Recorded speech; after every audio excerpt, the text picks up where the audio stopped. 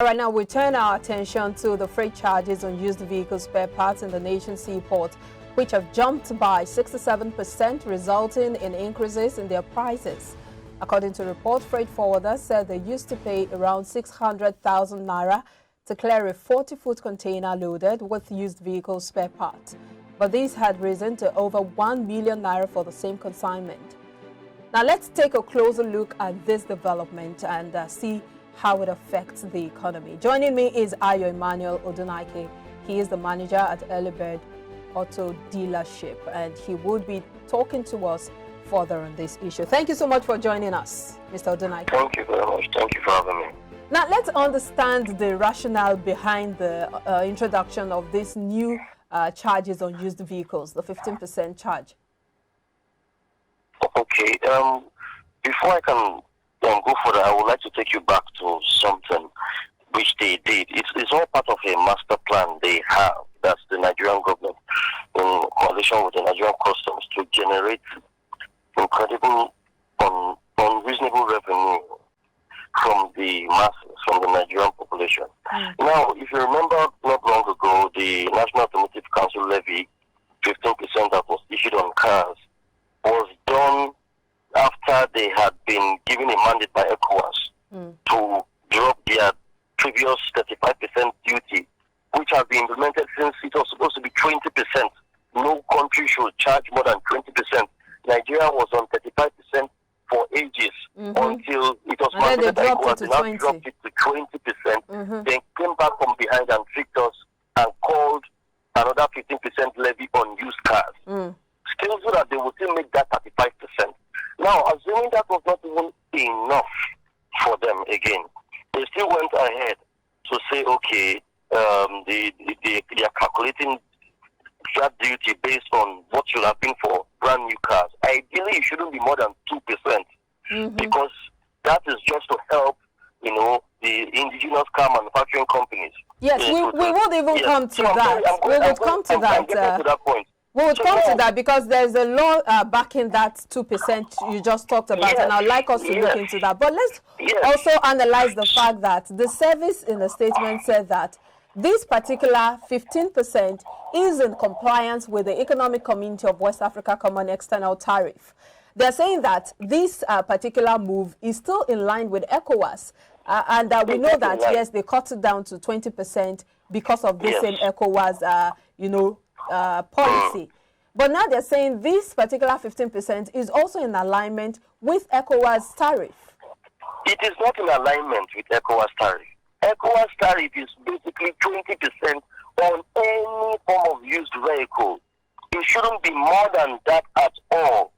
You understand? This is now the idea of the claim 15%. This is the trick they are saying. They said that it's to help at least to protect 36 companies manufacturing cars. But when they go back and look at what is actually on paper, it should be 2% charges for anybody. That is apart from 20%. It shouldn't be more than 2% extra for anybody paying for bringing in a used vehicle. And mind you, it is meant to be on new cars. So that you will not import a brand new car when your country is already manufacturing cars. Are you listening to me? So now, they claim it is to cover cost, insurance, and freight. Are you paying for freight? The importers are the ones paying for freight. You understand? And the insurance and all that. So the levy is unfounded. Now, they just want to make sure that that money that has been used to collecting in billions and billions every year, suddenly if you have to compare with ECOWAS, is going to suddenly drop. So they wanted to just put that in and enforce it on Nigeria. We are still protesting that, and we intend to push that to the end. We hope God helping us. Let it get back to, even if they don't take off the 15%. Now that one is still on the side.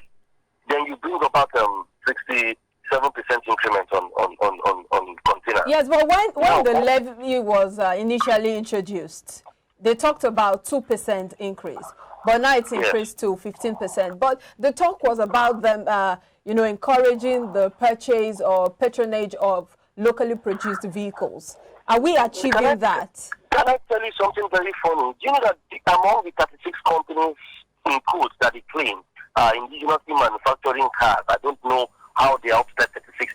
Do you know that they actually import these brand new cars complete Some of them are even completely assembled abroad in China and imported and then rebranded and claimed that they are new cars made in Nigeria. So are you saying there isn't any locally produced vehicle brand in Nigeria?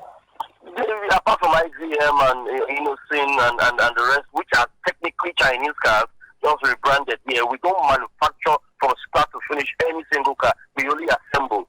But if you have the power, you too can go and meet any indigenous manufacturer somewhere, and get a blueprint, or they just copy from designs and bring it down here and then give it your name, and you claim it is made in Nigeria. These vehicles are made in China. They don't last more than 2 to 3 years for you to get the best value you can get from them.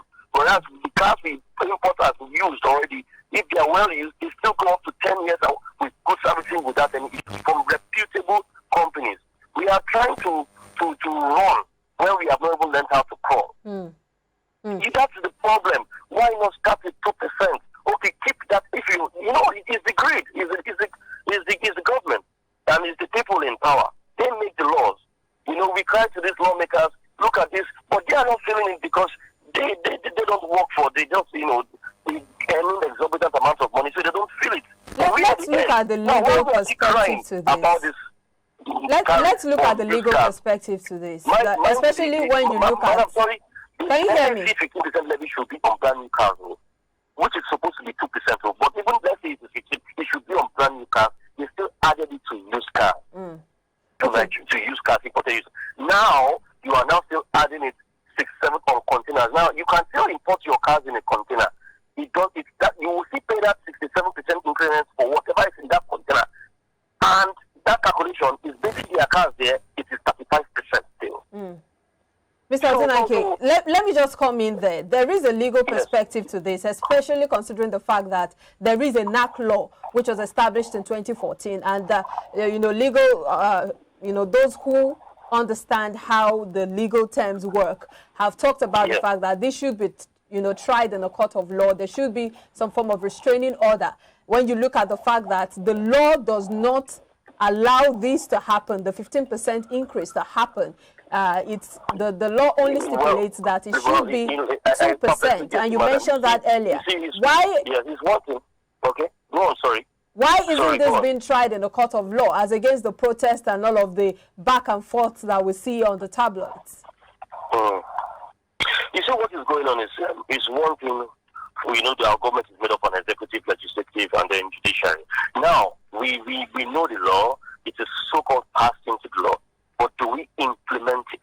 The same people who are supposed to go and fight, even among our people, even among big dealers ourselves, you get back there, they give you a kickback and tell you to shut up your mouth and just lock up and keep quiet, and we just do so. And then we just keep on making it look like we're actually doing something, whereas we're really not doing anything. There is no legal forceful backing. This is the law. This is the fact. We know it is this.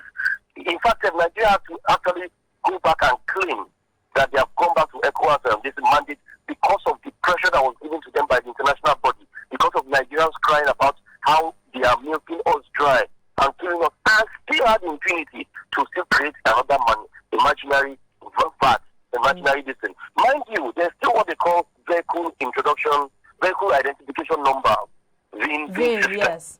which is why used in the calculation of this exorbitant duty. In other words, they use the numbers of your VIN to know the year manufacture, and rather than it being a flat rate like it is in other countries, the higher the model car, the crazy exorbitant the cost of duty pay, and you might still run into a lot. So legally, our legal system is just bamboozled. It's a waste. You understand? So you're saying this can't be taken to court? If it's a law, it's passed down. Okay, how do we enforce it? That is the problem. Now, expect things, imported parts to go to rise. I just left the bank recently, now a few minutes ago, and the dollar is exchanging for almost 600, about 595 naira. And the Nigerian Customs Service will still tell you now that is what they are going to use to calculate your rates. So what happens to who is buying a shock absorber or a headlamp? We used to buy engine for, let's say, 2004 Toyota Corolla for about 140,000 naira before. Basically, what they call borale. Now, it is about 350,000. So apparently, Nigerians should begin to look at paying more for vehicles, that's used vehicles. Yes, yes. I think Nigerians should. We have even funny things. The Nigerian used market right now seems to be even booming faster than the sales of foreign cars, the Kumbo, so to say. Because now Nigerians are just recirculating their vehicles among themselves. You know, I've used this car for a while. I want to buy one. You see the one you wish to step to. If you just see somebody who has used some fairly neat and it's okay, you just add money and because importing cars now, they are becoming a dumping yard for these cars we brought in at extremely high prices, and Nigerians don't have the financial means to afford them. And you want us to buy brand new cars, and the brand new cars you are claiming we should buy are not made to Nigerian quality standard. I mean, that can meet up with our kind of harsh environment. You see them, a company, a bank or something buys some of these gilly cars, and after less than 2 years, the cars look like they are 20 years old. If nobody even wants to buy them from new as used, they are smoking and so on. Is that the way forward? Well, experts in the maritime sector, experts like you, of course, in the maritime sector have said that this would lead to an increase in smuggling of vehicles into the country. What's your thought on that? I can categorically tell you right now that I'm 100% sure as I speak, cars are actually being smuggled into the country through the land borders. You understand? Especially now that the land borders have been opened. They have not been opened, actually. Just that the people who have the way of doing it know the way they do so. You know, the irony is the corruption in the system is so large that they come in through these land borders, and some of these so-called customs agents will still facilitate them to go and pay lower duties at Tinka and Papa. So when they still try to sell these cars, it still looks like, oh, it came in through the port, Nigerian Port Authority. You could go and run it at the charges, and you will see that truly duty was paid. But it's always a short pay to reduce. And some people are falling traps for this. So I've seen people who have bought cars, their duties was meant to be a certain amount, but it was half the amount paid.